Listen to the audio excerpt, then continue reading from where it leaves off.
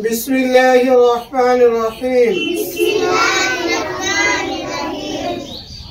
आज তোমাদেরকে সূরা ইয়াসিনের 9 নম্বর আয়াত যেটা বোর্ডে লেখা হয়েছে এই সম্পর্কে কিভাবে বাংলায় বানান করে ইজরা সেই রিডিং পড়া যায় সেটা দেখানো হবে। চলো শুরু করা যাক। ওয়াতে কি হয়? ওয়া ওয়াতে ওয়া। আর জিমে বুদ্ধি জবরে আকা, আইনে ও জবরে আকা, খালি ওয়া জা। লামে সাকিন খালি কি হবে? শুধু অক্ষর হবে, খালি ল হলো ওয়া জা। নুনে ন আর জবরে আকা, আর আলিফ খালি ডাইন জবর এখানে টান, তাই কি হলো ওয়া জাআলনা, হলো ওয়া জাআলনা।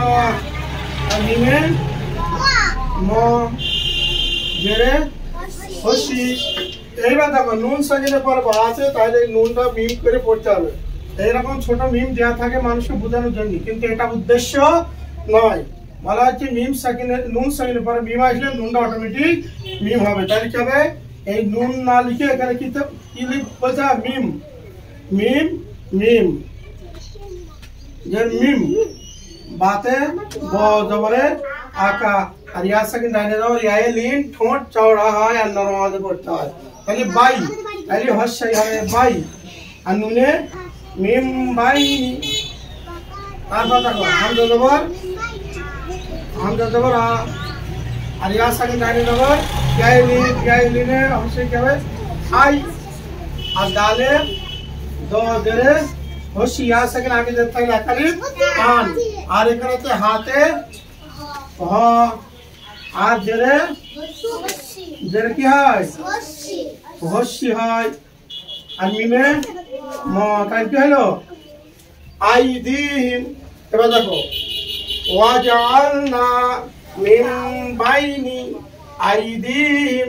প্রথম আয়াতটা প্রথম অংশটা তোমাদেরকে বানানো হয়ে গেল। এবার দ্বিতীয় সাদ সিনে দন্তস্ব আর দাল তাসদি, তাই দাল দুবার জবর আকা আর দাল দুবার লেখো, একটা দুটো। তাহলে আগে আগে তাসদি আগেরটা কি হবে? আগের হরকতের সাথে দালটা আগে হরকত, তাই সাদ। আর দ্বিতীয় দালে কি আছে? দু জবর, দু জবর একটা নাম, আর তারপর আছে ওয়াও। তাহলে তানবিনের পরে ওয়াও আসলে ইদগামে না কি সেখানে গুণনা হয়, সাদ দাউ হবে। তাই কি হবে? দাউ হস্যই লোক সাদ দাউ গুণনা। তারপরে ওয়াও জবর ওয়া, সাদ দাউ ওয়া। মিমে ম জেরে হস্যি, আর নুন সাকিনের দন্তন্য। আর নুন সাকিনের পর কি আছে? খ। তাহলে এই নুন সাকিনটা কি হবে? কষ্ট হবে। তাহলে ওয়া মিন ওয়া, ওয়া মিন খকে খ জবর আকা হয় না, লাম সাকিনের ল। তাহলে খল ফাতে ফ, আর জেরে হস্যি খলফি, হাতে হ আর জেরে হস্যি মিমে ম। তাহলে খলফিহিম। তাহলে ওয়া মিন খলফিহিম সাদ্দা সিনে দন্তস্ব আর জবরে আকা। আর এখানে দাল তাসদি, তাহলে দুটো দাল লেখো। আগের দালটা আগের হরকতের সাথে, তাহলে সাদ। আর দ্বিতীয় কি আছে? তানবিন আছে, আর তানবিনের একটা নাও একটা জবর, তাহলে কি সাদ্দা। এরপরে আবার যে অক্ষর আছে সেই অনুপাতে একে পড়তে হবে। তাহলে কি হবে? সাদ্দাউ ফা আগশাইনা, ফা আছে, তাহলে সেখানে একবার কায়দা হবে। তাহলে এবার বাকি অংশটুকু দেখো। ফা সাদ দাউনের পর ফা আসছে, তার জন্য তানবিনটা কি হবে? ইকফা হবে।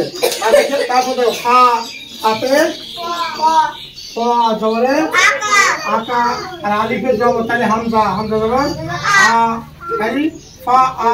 এবার বাইনে সাকিন, তাহলে বাইনে গ, তাহলে ফা আগ সিনে, এই সিনে তালবস্য, তালবস্য। আর ইয়া সাকিন আগে জবর ইয়ায়ে লিন, ঠোঁট চওড়া, তাহলে আগ, তাহলে জবর আকা, তাহলে ফা আগ শাই। আর নুনে দন্তন্য জবরে আকা, হাতে হ পেশে হস্য নুন সাকিনে ক, তাহলে ফা আগ শাই না হুম।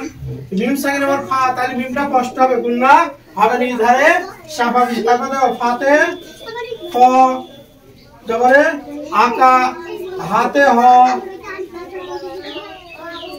হাতে হ পেশে হস্যর মিমে মাথান কি হলো ফাআবশাইনা, ফাআবশাইনাহু ফাহুম মিসাইল বল লাম এসছে, তাহলে মিম সাকিনটা কি হবে স্পষ্ট হবে ইধারে স্বাভাবিক।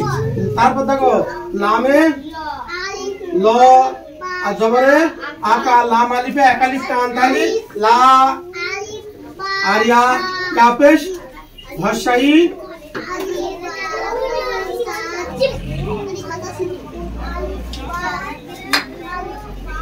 ভাষাই হস্যু তারপরে ইউ আর বা সাকিন আছে তাহলে ইউব, ইউব সোয়াদে দন্ত শয়বায়ে ইব আর গেরে হস্যু ইউব সি রতে র পেশে হস্যু আর আলিফ ওয়াও সাকিন আগে পেশাই আকালে টান সিরু আনুনে দন্ত ন আ জবরে আকা আর কি হলো লা ইউবসিরুনা।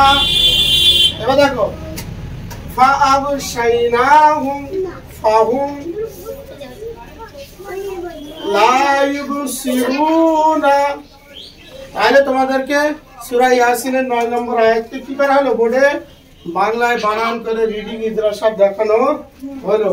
এইভাবে যদি আমরা দেখতে থাকি বা দেখার চেষ্টা করি তাহলে আমাদের পড়া নিজেরাই করতে পারবো।